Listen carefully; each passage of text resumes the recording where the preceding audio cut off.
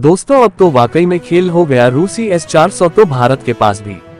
Indian air force को F-35 jet के offer पर आग बबूला तुर्की के एक्सपर्ट। अमेरिका पर वार। तुर्की के रक्षा विश्लेषकों ने अमेरिका पर भारत को S-400 संचालित करने के बावजूद F-35 प्रस्ताव देने पर धूर्तता का आरोप लगाया है। तुर्की को S-400 खरीदने पर F-35 कार्यक्रम से निष्कासित किया गया और CAATSA प्रतिबंध लगाए गए, जबकि भारत को ऐसी किसी कार्रवाई का सामना नहीं करना पड़ा। अमेरिका ने भारत को आधुनिक फाइटर जेट F-35 बेचने की बात कही है। भारतीय पीएम नरेंद्र मोदी के अमेरिका दौरे के दौरान डोनाल्ड ट्रंप की ओर से ये ऑफर दिया गया है।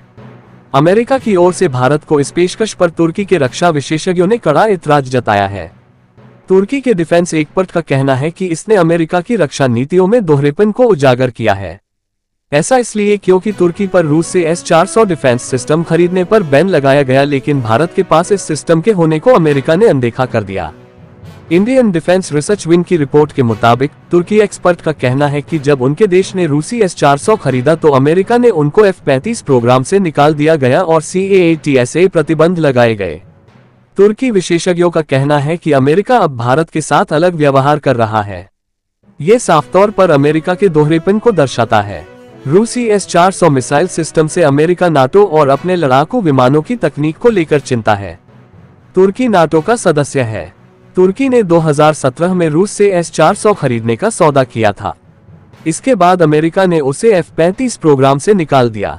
अमेरिका का कहना था कि S-400 के रडार F-35 की तकनीक चुरा सकते हैं। भारत ने भी 2018 में रूस से S-400 सिस्टम खरीदा है। अमेरिका ने तब इस पर ऐतराज जताया, लेकिन अब वह F-35A लड़ाकू विमान भारत को देने पर विचार कर रहा है। इसी बात से तुर्की के विशेषज्ञ नाराज हैं। एक तुर्की विशेषज्ञ ने कहा, अगर S-400 एक सुरक्षा जोखिम है तो यह भारत के लिए स्वीकार्य क्यों है? ऐसा कैसे हो सकता है एक ही मामले में तुर्की और भारत के लिए नियम अलग हो जाएं? ये सीधे तौर पर पक्षपात को दिखाता है। तुर्की के विशेषज्ञों की शिकायतें पहली नजर में जायज लगती हैं, लेकिन इसकी कुछ ठोस वजह है जिसके चलते अमेरिका भारत और तुर्की के साथ अलग व्यवहार करता है। इन कारणों में दोनों देशों की भू राजनीतिक स्थिति, नाटो की सदस्यता, रूस के साथ रक्षा संबंध और CAATSA कानून का समय शामिल है। तुर्की नाटो का सदस्य है, इसलिए उससे रक्षा खरीद के मामले में ज्यादा सख्ती बरती जाती है। नाटो के सदस्य के रूप में अमेरिकी की तुर्की से अपेक्षा है कि वह अपने सैन्य सिस्टम को नाटो के मानकों के अनुरूप रखे। S-400 की खरीद से नाटो की सुरक्षा को लेकर चिंता पैदा हुई। दूसरी तरफ भारत नाटो का सदस्य नहीं है और उसकी अपनी रक्षा नीति है, इसलिए भारत का S-400 खरीदना नाटो के लिए सीधा खतरा नहीं माना जाता।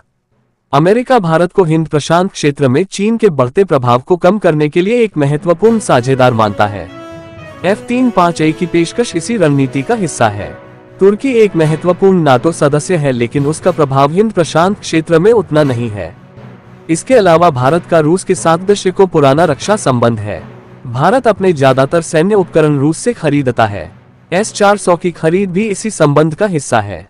अमेरिका इस बात को समझता है और भारत को F-35 जैसे विमानों की पेशकश करके उसके रक्षा स्रोतों में विविधता लाने की कोशिश कर रहा है।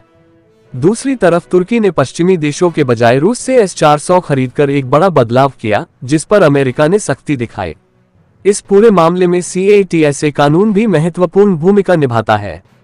ये कानून उन देशों पर प्रतिबंध लगाता है जो रूस के रक्षा क्षेत्र के साथ बड़े सौदे करते हैं। भारत ने S-400 का सौदा CAATSA लागू होने से पहले कर लिया था, जबकि तुर्की ने ये सौदा कानून लागू होने के बाद किया। ऐसे में साफ है कि दोनों देशों पर अमेरिका का रुख अलग दिखा है। भारत का अमेरिका के साथ आर्थिक और रणनीतिक रूप से महत्वपूर्ण संबंध रहा है। अमेरिका को भारत के साथ अपने रक्षा व्यापार को लेकर चिंता रही है। अमेरिका की कोशिश भारत में अपने हथियारों का बाजार बढ़ाने की है। अमेरिका अगर भारत पर CAATSA प्रतिबंध लगाता है तो इसलिए रक्षा कंपनियों को नुकसान हो सकता है। ऐसे में अमेरिका इससे बचा है। प्रधानमंत्री नरेंद्र मोदी से मुलाकात के दौरान अमेरिकी राष्ट्रपति डोनाल्ड ट्रंप ने जब भारत को शक्तिशाली 5वीं पीढ़ी के स्टील्थ फाइटर जेट F-35 देने की पेशकश की, तो इसे नई दिल्ली और वॉशिंगटन के संबंधों में नई ऊंचाई के तौर पर देखा गया। ट्रंप ने संवाददाताओं से कहा, हम भारत को कई अरब डॉलर की सैन्य बिक्री बढ़ाएंगे। हम भारत को F-35 स्टील्थ फाइटर देने का मार्ग भी खोल रहे हैं। विश्लेषकों ने इसे भारत और अमेरिका के बीच नजदीकी के रूप में देखा। लेकिन इसे देखकर तुर्की के राष्ट्रपति रेचेप तैयप एर्दोगन जरूर गुस्से में होंगे। आइए जानते हैं कि ऐसा क्यों कहा जा रहा है। ट्रंप के इस फैसले को तुर्की के लिए झटके के रूप में देखा जा रहा है। ट्रंप ने जिस F-35 को भारत को देने की पेशकश प्रेस कॉन्फ्रेंस में कर दी, उसी विमान को अमेरिका ने अपने नाटो सहयोगी तुर्की को देने से मना कर दिया है। इसके बाद से अमेरिका पर भारत को लेकर स्पेशल ट्रीटमेंट देने के आरोप लग रहे हैं।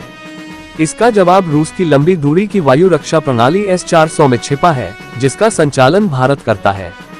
S-400 के लिए तुर्की पर भड़का था अमेरिका। तुर्की ने भी रूस से S-400 वायु रक्षा प्रणाली हासिल की है, लेकिन ऐसा करते ही उसे अमेरिका के कोपभाजन का शिकार होना पड़ा था। S-400 खरीदने के तत्काल बाद वॉशिंगटन ने अंकारा को दंडित करने में कोई समय बर्बाद नहीं किया। उसे तत्काल F-35 कार्यक्रम से बाहर कर दिया और स्टील्थ लड़ाकू विमानों को हासिल करने की उसकी अंकारा ने कम से कम 100 F-35A जेट हासिल करने की योजना बनाई थी। लेकिन 2017 में तुर्की के मॉस्को के साथ S-400 प्रणाली खरीदने के लिए समझौते के बाद अमेरिका में ट्रंप प्रशासन के आने से पाकिस्तान और अमेरिका के रिश्तों में अनिश्चितता का माहौल बन गया है।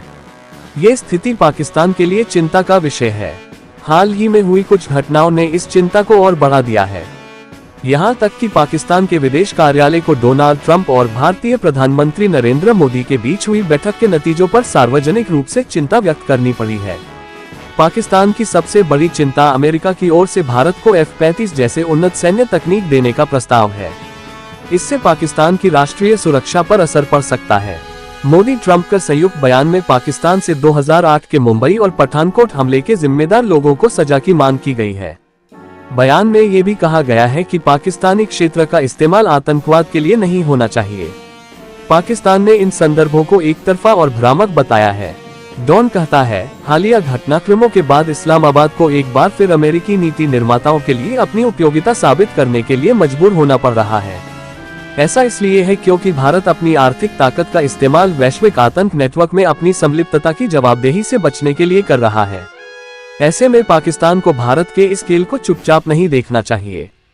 उसे अपनी साख स्थापित करने के लिए ज्यादा सक्रिय दृष्टिकोण अपनाना चाहिए। डॉन के संपादकीय में कहा गया है कि वैश्विक आतंकवाद के खिलाफ लड़ाई में पाकिस्तान के लंबे योगदान और अमेरिका के साथ उसके निरंतर आतंक विरोधी सहयोग के बावजूद भी उसे सराहना नहीं मिली है। ऐसे में ये बहुत स्पष्ट है कि पाकिस्तान को अपनी विदेश और सुरक्षा नीतियों पर पुनर्विचार करने की जरूरत है। अगर आपको हमारी वीडियो अच्छी लगी हो तो आप हमारी वीडियो को लाइक और चैनल को सब्सक्राइब करें और बेल आइकन प्रेस करना ना भूलें, क्योंकि आपके पास हमारी नई वीडियो का नोटिफिकेशन आ जा सके।